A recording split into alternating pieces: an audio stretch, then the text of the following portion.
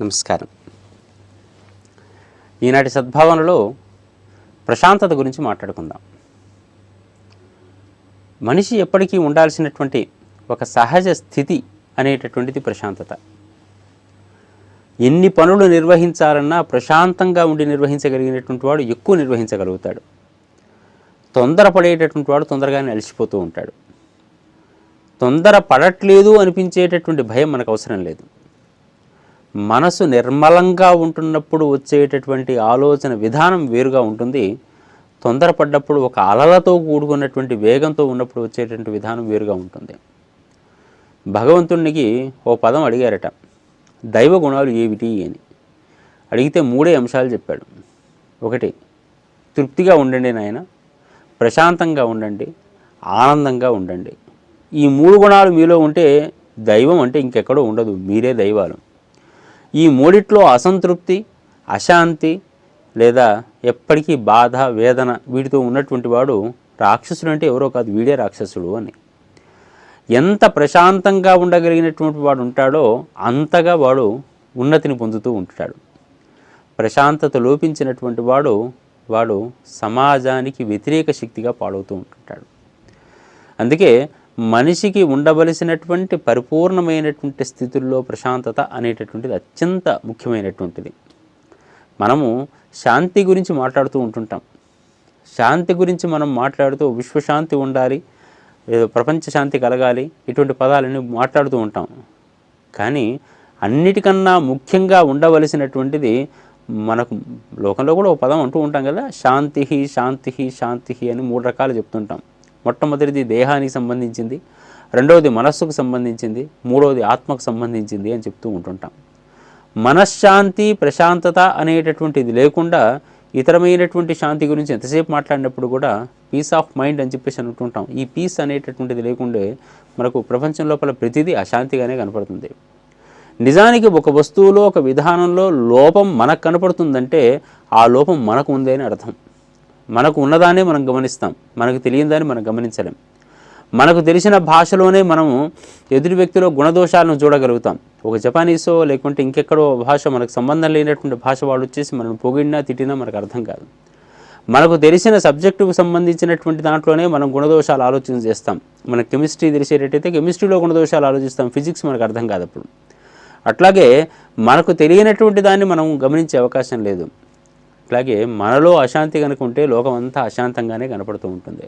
మనలో ప్రశాంతత కనుక ఉండేటట్టయితే ప్రపంచంలో అంతా ప్రశాంతత ఉంటుంది. మీకు తెలిసింది ఏదో అదే లోకంలో ఉంటుంది. మీకు తెలియని దాన్ని లోకంలో మనం గమనించే అవకాశం లేదు. నేను దొంగను కనుకైతేనే లోకంలో దొంగతనాలను ఎక్కువగా దృష్టిలో పెట్టుకుంటూ వాడిలో తప్పు వీడిలో తప్పు వెతుకుతూ ఉంటాను. నాలో కూడా ఆ తత్వం ఉందేమో అనేటటువంటి భావన ఎవరో ఆలోచించారు. ఆ తత్వాన్ని నేను గమనించను.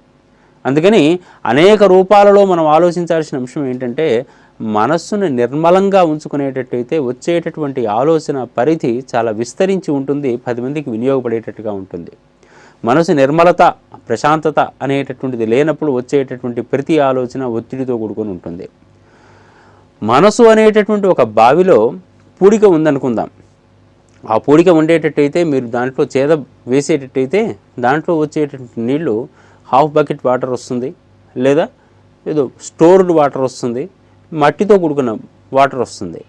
కానీ మనం చేసేటటువంటి కొన్ని మంచి పనుల ద్వారా, జపం ద్వారా ఆ లోపల పూడికను మీరు తీసేసే ప్రయత్నం చేస్తే నిర్మలమైనటువంటి జలము, నిండైనటువంటి జలం వస్తుంది. ఆ జలాన్ని సమాజానికి మీ కంట్రిబ్యూషన్గా వినియోగించేటట్టయితే మీకు కలిగేటటువంటి ఆనందం అపరిమితంగా ఉంటుంది. అందుకని మనిషి ప్రశాంతత ఉండే సందర్భమే ఉన్నతమైన సందర్భం. ప్రశాంతత లేకపోయేటట్టయితే మనిషికి ఎప్పటికీ ఒత్తిడితో కూడుకున్న జీవనం ఏర్పడుతుంది. దీనివల్ల సమస్యలు ఏంటి మరి అంటే, ఒక ఒత్తిడితో కూడుకున్నటువంటి జీవనం ద్వారా కొత్త సంకల్పాలు మొదలవుతాయి.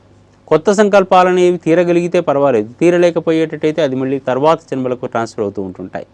తర్వాత రోజుల్లోకి ట్రాన్స్ఫర్ అయ్యే సందర్భం లోపల ఆ జన్మలో ఈ శరీరం ఎట్లా ఉంటుందో తెలియదు.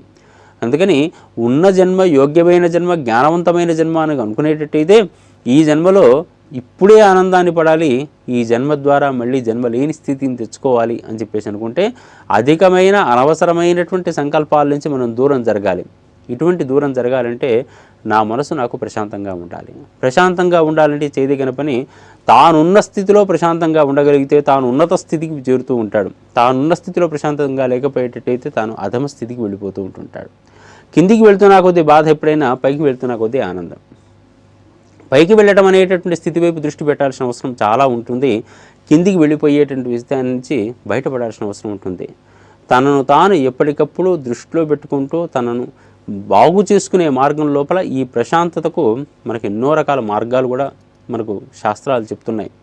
బాహ్యదేహ ప్రశాంతత కోసం యోగ సాధనలు ఉన్నాయి మనకు. అంతర్దేహ ప్రశాంతత కోసం ధ్యానాదులు మనకు ఉన్నాయి. ఇవన్నీ మనం చేసుకుంటూ కనుక ఉండేటట్టయితే ఆ మార్గంలో వెళుతూ ఉంటే మన ద్వారా సమాజానికి అందగలిగినటువంటి అనేక రూపాలైనటువంటి సహకారం పెరుగుతుంది. దాని ద్వారా కర్మదోషాలు వెళ్ళిపోతుంటాయి. ఒక ఉన్నత నిశ్చల ప్రశాంత స్థితికి ఎదిగే అవకాశం ఉంటుంది. ఆ మార్గం ద్వారా అందరం వెళ్ళేటట్టయితే ఈ సమాజం, ఈ దేశం ప్రపంచానికి మార్గదర్శకం అవుతుంది. మన ఋషులు చెప్పిన మార్గం ఇదే. ఆ మార్గంలో వెళదామా మరి? స్వస్తి.